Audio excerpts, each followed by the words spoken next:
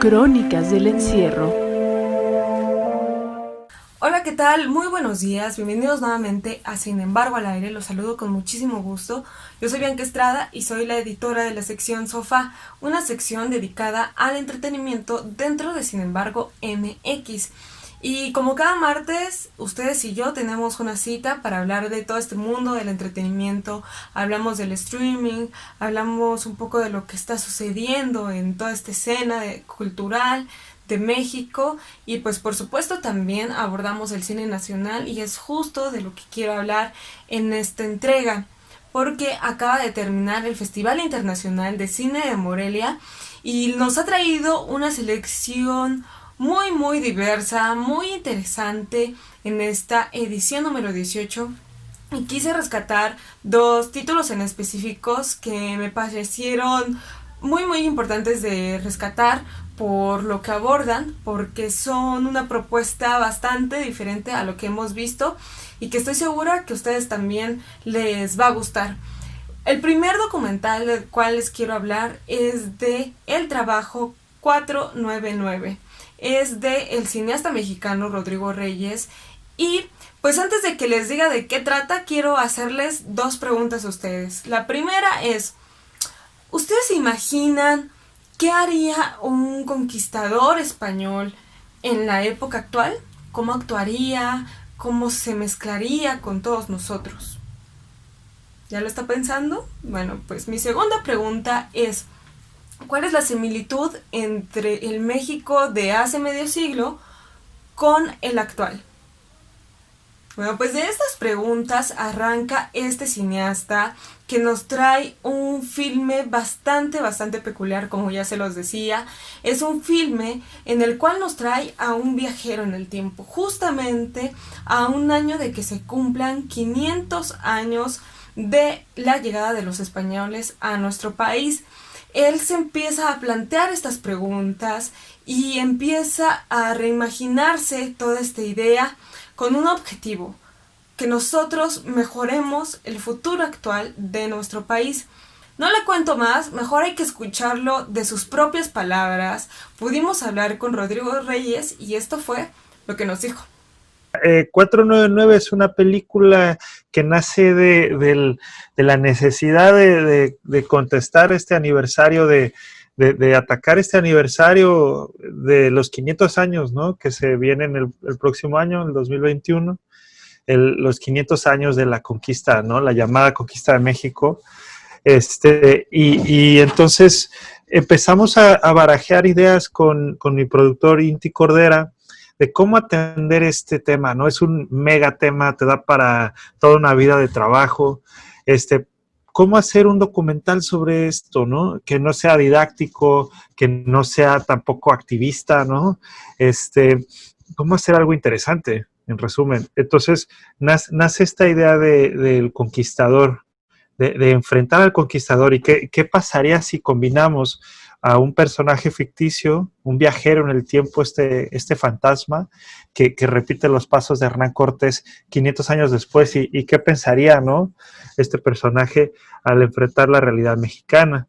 Y eso por un lado. Y por otro lado, en ese viaje ir conociendo testimonios de personas que han sido afectadas por la violencia el día de hoy, ¿no? Personas de verdad.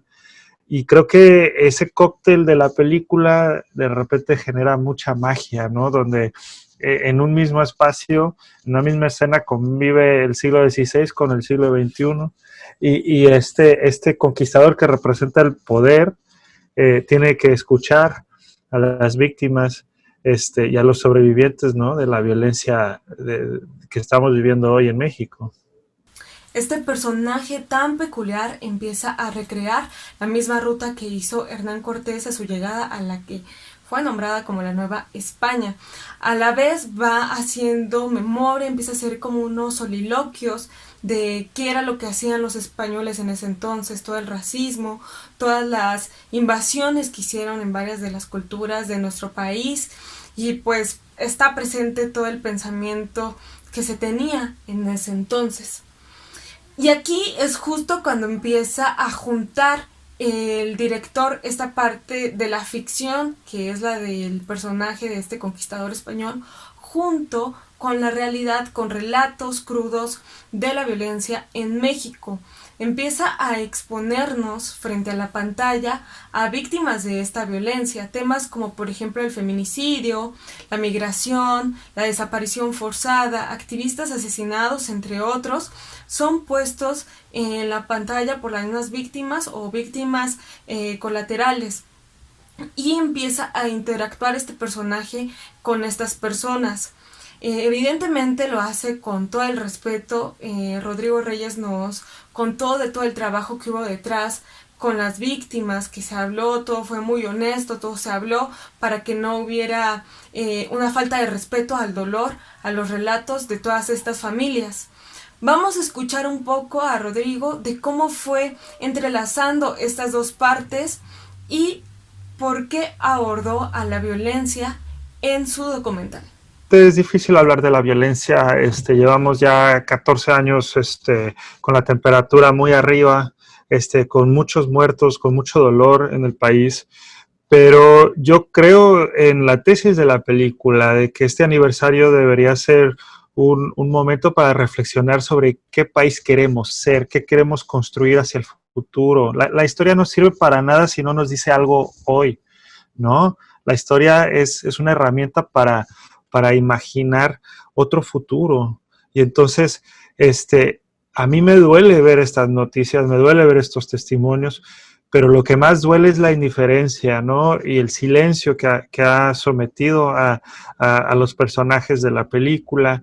Y por eso el conquistador, aunque no lo quiere hacer, se ve obligado a escuchar a estas personas, porque el escuchar es un acto muy transgresor, muy polémico, ¿no? Y lo vemos en las marchas que ha habido este año en México y en todo el mundo en realidad. Algo que sí nos deja totalmente en claro Rodrigo Reyes es que en absoluto su documental intenta hacer algo anti-español. Al contrario, lo que desea hacer es esta conexión del presente violento de nuestro país con su pasado para así romper estos ciclos. Un documental que vale la pena que estemos pendientes de él, que sigamos sus redes sociales, porque próximamente vamos a tener noticias. Este trabajo ha sido reconocido a nivel internacional en varios festivales y próximamente también lo vamos a ver en salas de cine. Por eso les pido estar al pendiente y por supuesto aquí en Sofá les vamos a tener todas las noticias. Ahora, el segundo documental del cual quiero hablar es de Yermo, de Everardo González, un documental también bastante interesante que recorre 10 desiertos del mundo. No es un documental el cual sea nada más contemplativo y donde vamos a ver solamente espectaculares paisajes, no. Everardo González nos platica toda la experiencia que tuvo en este viaje de años, pero sobre todo hace una reflexión acerca de la conexión que hay entre uno y otro de estos terrenos tan áridos que a lo mejor pensaríamos que no hay nada, que ni siquiera existe una conexión porque están separados a millones de kilómetros. Pues no, déjeme decirle que hay una conexión entre todos ellos. Los une la historia, los une la cultura y por supuesto las personas que lo habitan. Pudimos hablar de igual forma con este documentalista y esto fue lo que nos dijo acerca de su trabajo. Fue un proceso complicado porque la película se trabó por mucho tiempo en la edición, no encontrábamos el camino. Y esto era porque dentro de las muchas cosas que yo no entendía, era la palabra.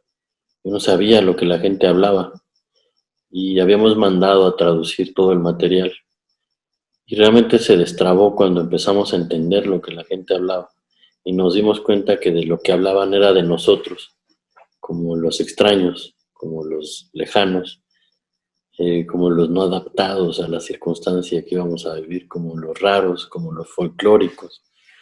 Y me di cuenta que tenía mucho humor, que se burlaran de mí, de mi calvicie, de mi impericia, de muchas cosas, ¿no? Era como el buleado, y me pareció que ese era el camino, hacer una película en donde yo era el objeto de burlas de los demás, ¿no? Everardo nos contó que este es su trabajo más improvisado, pero no porque esté mal hecho, sino porque no fue planeado, salió sobre la marcha. Él nos cuenta que fue invitado por el fotógrafo Alfredo de Stefano para que lo acompañara a hacer un making of de un trabajo que iba a hacer a todos estos desiertos. Sin embargo, después de 3 años, Everardo se dio cuenta que lo que tenía en sus manos en todas estas filmaciones que hacía era una nueva película. Él estaba convencido que de aquí podía sacar un nuevo trabajo y bueno, primero el primer reto fue enfrentar a este artista para decirle que pues él ya estaba generando su propia película, a lo cual le accedió sin ningún problema, de hecho hasta terminó siendo el coproductor. Y el segundo reto al que se enfrentó fue que después de que ya tenía 43 horas de filmación, pues era traducirlo porque se estaba hablando con tantas lenguas que él desconocía que no sabía cómo empezar a trabajar la línea narrativa de su documental. Entonces lo mandó a traducir para empezar a hilar las ideas. Y se dio cuenta que aparte del humor que existe mucho en este documental, en todas estas personas que sienten curiosidad por Everardo al verlo tan folclórico como dice él, como lo definían, pues además fue encontrar que a todas estas personas, aunque viven en un extremo del mundo, bueno, los une más que sus raíces, los une toda una historia. Me rebasaba la idea de saber que estaba pisando las tierras que un día fueron océanos y que fueron las rutas de los grandes saurios y que hoy eran ocupadas por seres humanos, que también son el origen de las civilizaciones, que también son los orígenes de la agricultura, de la ganadería, del pensamiento mágico, de las religiones. Y también me di cuenta cómo, pese a las grandes diferencias que tienen los habitantes de los desiertos o las culturas desérticas de los desiertos, pues comparten las mismas necesidades, enfrentan más o menos las mismas adversidades, la falta de agua, las distancias, el aislamiento, dependen mucho del entorno familiar, del refugio, del fuego, y dependen mucho de las bestias. La relación con las bestias es algo que a mí siempre me ha gustado desde que soy niño, ¿no?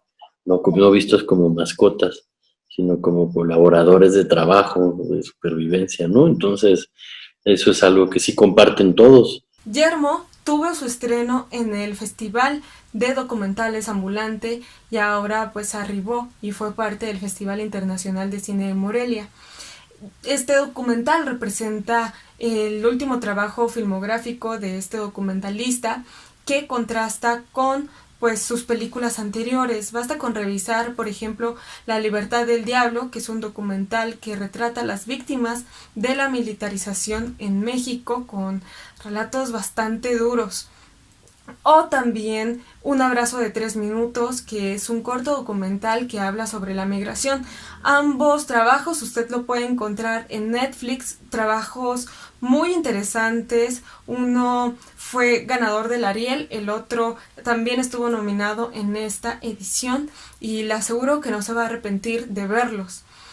Pues ahora llega este documentalista con una cosa bastante diferente, sin restarle nada de profundidad. Es un trabajo divertido, es un trabajo magnífico, la fotografía está espectacular y le recomiendo que tampoco le pierda la pista. Es una pausa, o sea, yo lo sigo viendo así. Las películas tienen muchos significados para quienes las hacemos. Cada una tiene significados distintos y uno se involucra emocionalmente con ellas en dimensiones distintas. Para mí, Guillermo es un regalo por las últimas 3 películas que yo había hecho. Que bueno, decir 3 películas en mi caso es hablar de casi 12 años de trabajo, ¿no?